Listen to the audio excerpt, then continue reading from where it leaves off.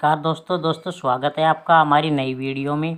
दोस्तों आज की इस वीडियो में बात करेंगे सीईटी की नई अपडेट आई है उसके बारे में। सीईटी के जो आपके ग्रुप सी के फॉर्म हैं उसके लिए कब फॉर्म अप्लाई होंगे, उसके कितने स्टेप वाइज कैसे क्या डॉक्यूमेंट्स कैटेगरी रहेगी, कैसे क्या रहेगा, सारी अपडेट आप इस वीडियो में जान पाएंगे।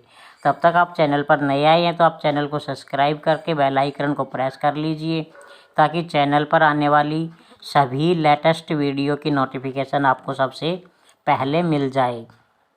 हरियाणा कर्मचारी चयन आयोग अगले सप्ताह शुरू करेगा 420 कैटेगरी के 3200 पदों के लिए आवेदन के लिए पोर्टल शुरू होगा। देश में इस तरह से यह पहला पोर्टल होगा। भाई दोस्तों 420 कैटेगरी के लिए 32,000 पद हैं, उनके लिए आपका अगले सप्ते में पोर्टल चालू होगा और देश में ये ऐसा पहला पोर्टल है जो इस तरीके का रहेगा।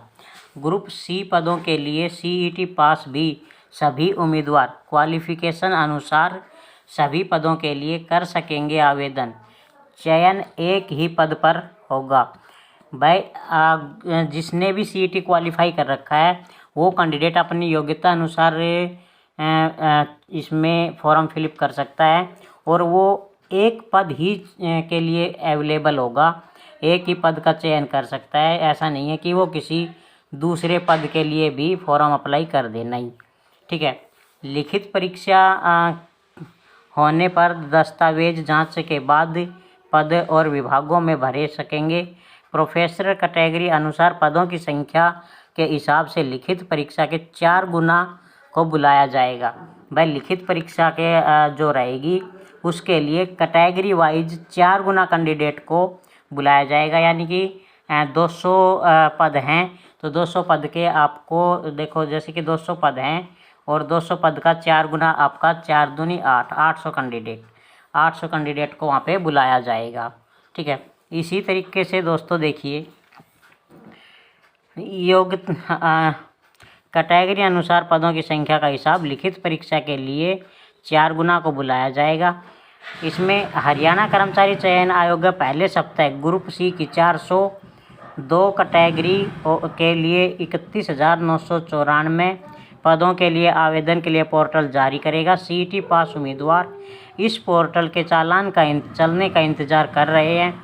आयोग ने पोर्टल को अतिरिक्त तौर पर परख लिया है। आयोग के अध्यक्ष भोपाल सिंह खदरी ने वीरवार को दैनिक सवेरा के साथ विशेष बातचीत में जानकारी दी कि ग्रुप सी पदों के लिए सीईटी स्कोर के अनुसार प्रक्रिया आवेदन कर सकेगा। उन्होंने बताया कि मंत्रिमंडल ने सीईटी की भर्ती परीक्षा के लिए आधार लिंक करने का फैसला किया है, इसीलिए 2-4 दिन में सरकार से इस के बारे में स्पष्ट निर्देश लिए जाएंगे, जिसके बाद आवेदन के लिए पोर्टल खोल दिया जाएगा। उन्होंने कहा है कि पोर्टल की जांच कर ली है।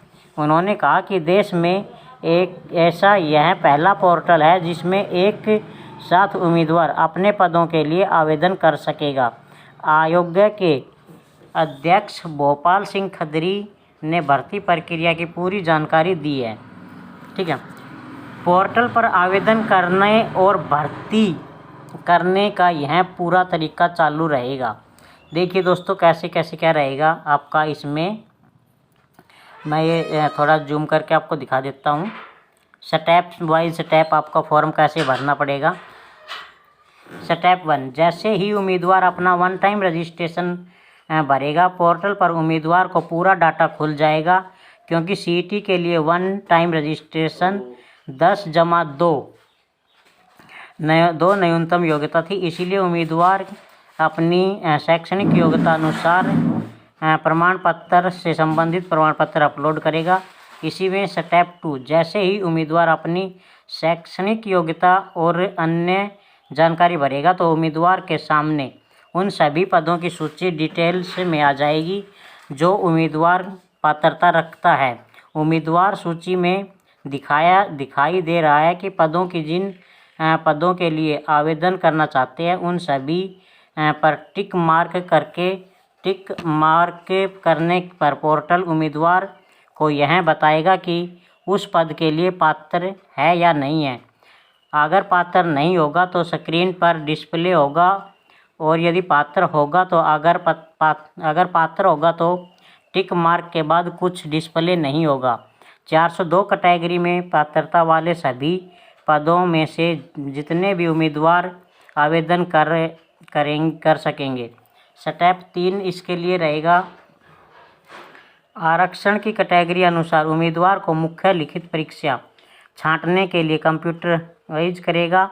इसमें 30 से कम है और तथा 5 गुना उम्मीदवार को मुख्य परीक्षा के लिए छांटा जाएगा।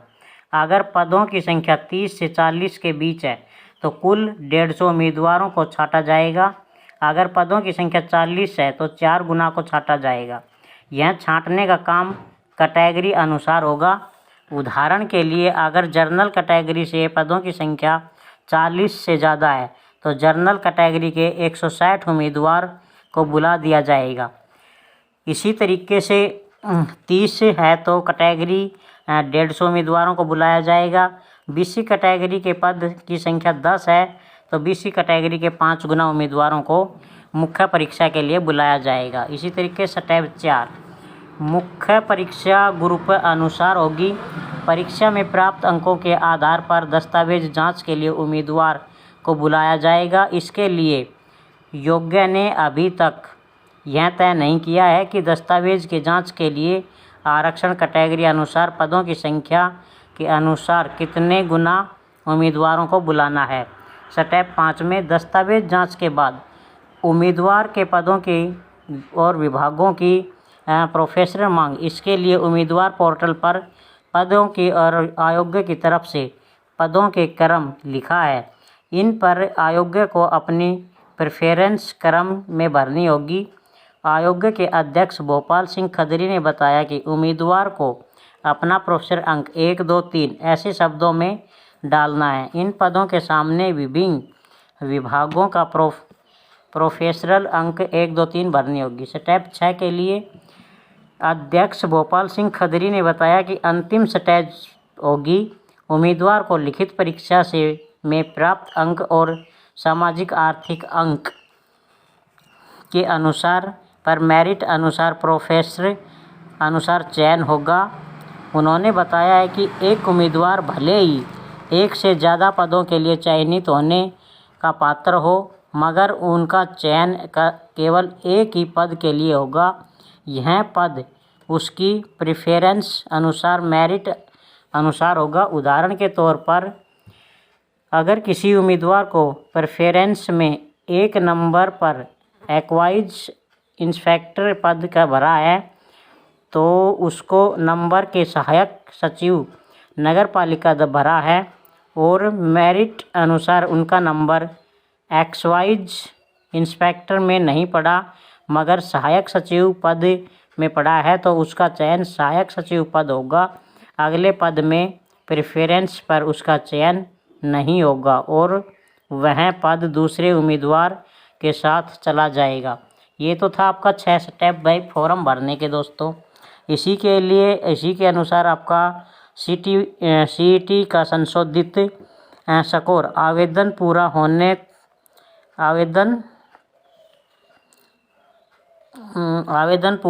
तक के आ जाएगा। आयोग के अध्यक्ष भोपाल सिंह खदरी ने बताया कि सीईटी स्कोर संशोधित करने के लिए 1.5 लाख ने पोर्टल पर यहाँ तो अपने दावा स्थापित किया है, वह सामाजिक अंक के अंक छोड़े हैं। इसीलिए सीईटी में संशोधित स्कोर ग्रुप सी पदों के लिए आवेदन पूरा होने तक जारी हो जाएगा। सीईटी में संशोधित स्कोर आवेदन पूरा होने तक आ जाएगा।